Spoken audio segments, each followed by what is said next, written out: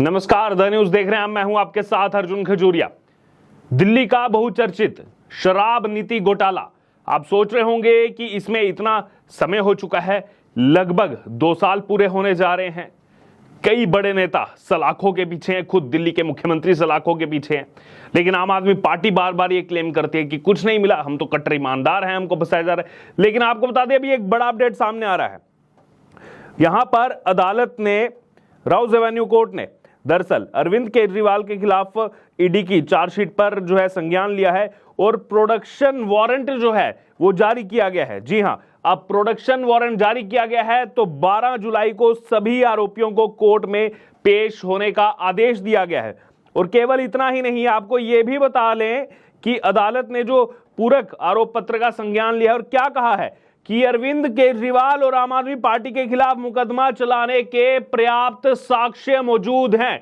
तो इस केस की अगर बात की जाए, जो एक लंबे समय से इंतजार था कि क्या कुछ कोर्ट की तरफ से कहा जाएगा। हालांकि आपको बता दें, पहले भी हाई कोर्ट ने कहा है, जब अरविंद केजरीवाल की गिरफ्तारी हुई थी उसी दिन जब हाई कोर्ट में गए थे अरविंद केजरीवाल की, मुझे जो है ईडी गिरफ्तार ना करे, इस तरह का आदेश जो है कोर्ट दे।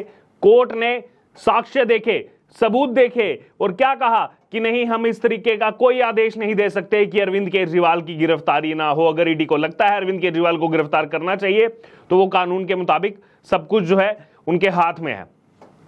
बार बार जो है जमानत के लिए कोर्ट की तरफ मूव किया गया। फिर दिल्ली हाई कोर्ट ने 2 महीने पहले की अगर बात की, फिर से कहा कि इसमें जो है अरविंद केजरीवाल जो है प्रथम दृष्टया उनकी संलिप्तता जो है इसमें देखी जा सकती है। और अब एक बार फिर से यहां पर जो वारंट जारी हुआ, प्रोडक्शन वारंट जारी हुआ और बुलाया गया 12 जुलाई को, सभी आरोपियों को बुलाया गया राउज एवेन्यू कोर्ट में। और इसी के साथ यह भी कह दिया गया कि केजरीवाल और आम आदमी पार्टी के खिलाफ मुकदमा चलाने के पर्याप्त सबूत जो है, साक्ष्य जो है पर्याप्त, वो यहां पर मौजूद हैं। तो ये बड़ा झटका आम आदमी पार्टी को लगा है, जो रोजाना हर डिबेट में जाकर के जो है पैरवी करते हैं इस दिल्ली शराब नीति की। और कहीं ना कहीं जब उनसे ये सवाल पूछा जाता है कि आखिरकार अगर ये नीति इतनी सही थी तो इसको वापस क्यों लिया गया, जैसे ही कंप्लेन हुई इस मामले में, जैसे ही जांच शुरू हुई, वैसे ही आनन फानन में आम आदमी पार्टी की दिल्ली सरकार ने इस नई शराब नीति को वापस ले लिया। सवाल ये उठने लगा कि अगर इसमें कोई खामी नहीं है, इसमें कोई कमी नहीं है, इसमें अगर कोई भ्रष्टाचार नहीं है, तो आखिरकार इस नीति को वापस क्यों लिया गया। जो बार बार ये कट्टर ईमानदारी का जो है झोला उठा करके चल पड़ती है आम आदमी पार्टी और तमाम नेता आम आदमी पार्टी के, अगर वो इतने सही थे, अगर वो सच में ईमानदार थे, तो फिर इस नीति से किसी को कुछ गड़बड़ थी ही नहीं, जैसा वो क्लेम करते हैं। तो फिर आखिरकार इसको वापिस क्यों लिया गया। बहरहाल, इसके अलावा अदालत ने आरोपी विनोद चौहान और आशीष माथुर के खिलाफ ईडी की 8वीं पूरक चार्जशीट पर भी संज्ञान लिया है। राउज एवेन्यू कोर्ट की विशेष न्यायाधीश कावेरी बावेजा ने धन शोधन मामले में मुख्यमंत्री अरविंद केजरीवाल और आम आदमी पार्टी के खिलाफ दायर 8वीं पूरक अभियोजन शिकायत पर संज्ञान लिया और अब 12 जुलाई को जो है पेशी वारंट जो है वो जारी किया गया है। दरअसल सीबीआई ने तिहाड़ में अरविंद केजरीवाल से पूछताछ की और उनका बयान दर्ज किया। ये दिल्ली उच्च न्यायालय द्वारा पीएमएलए यानी कि prevention of money laundering act मामले में उन्हें दी गई जमानत पर रोक लगाने के कुछ घंटे बाद हुआ। अदालत की अनुमति के बाद सीबीआई ने 26 जून को अरविंद केजरीवाल से अदालत में पूछताछ की थी और फिर मामले में औपचारिक रूप से उन्हें गिरफ्तार किया था। केजरीवाल को प्रवर्तन निदेशालय ने 21 मार्च को गिरफ्तार किया था और बीच में उनको जमानत भी हालांकि मिल गई थी प्रचार प्रसार करने के लिए। वहीं दूसरी तरफ अगर बात की जाए हाईकोर्ट की, तो हाईकोर्ट ने आबकारी नीति मामले में मुख्यमंत्री अरविंद केजरीवाल से जुड़ी हुई निचली अदालत की कार्यवाही की रिकॉर्डिंग जो है कथित रूप से सोशल मीडिया पर साझा करने को लेकर उनकी पत्नी सुनीता केजरीवाल से जवाब दाखिल करने को कहा है। कोर्ट ने सुनीता केजरीवाल के खिलाफ दाखिल याचिका पर उन्हें यह जवाब देने का निर्देश दिया है। साथ ही सुनवाई जो है वो आगे तक के लिए जो है स्थगित कर दी है। तो अब आप सोच सकते हैं, निचली अदालत की जो कार्यवाही है उसकी रिकॉर्डिंग ही सुनीता केजरीवाल जो है उन्होंने शेयर कर दी सोशल मीडिया पर, और अब उस मामले में जो है जवाब उनसे भी मांगा गया है।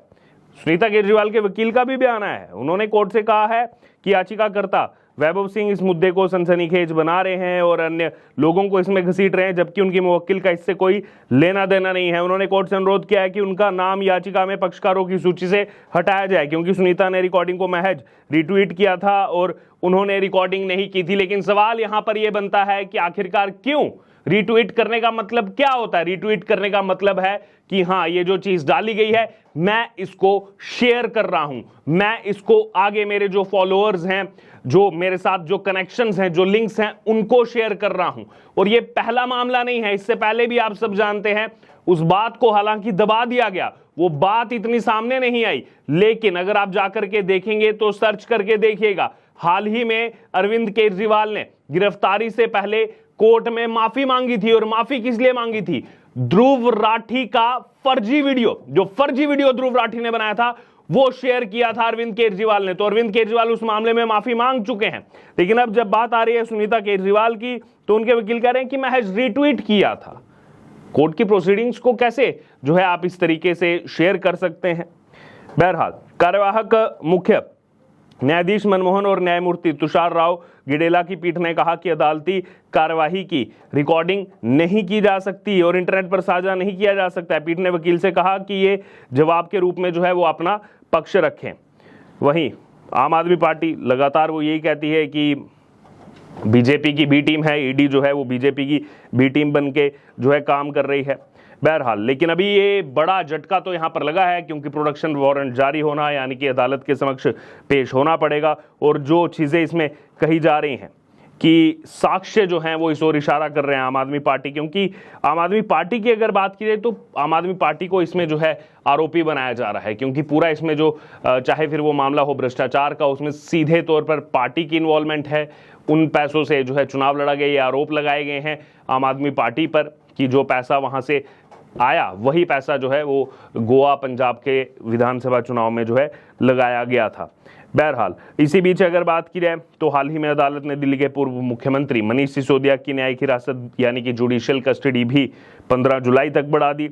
और इसके अलावा अब ये देखना होगा कि आखिरकार 12 जुलाई, जो बस कुछ ही घंटे अब रह गए हैं, 12 जुलाई को क्या जो है कोर्ट के अंदर कहा जाता है, क्या जो है वहां पर कार्यवाही के दौरान चीजें जो है पक्ष और विपक्ष की तरफ से इस मामले में कही जाती हैं। अब इस पर जो है लगातार नजरें बनी हुई हैं। पेशी के लिए बुलाया गया है अरविंद केजरीवाल को।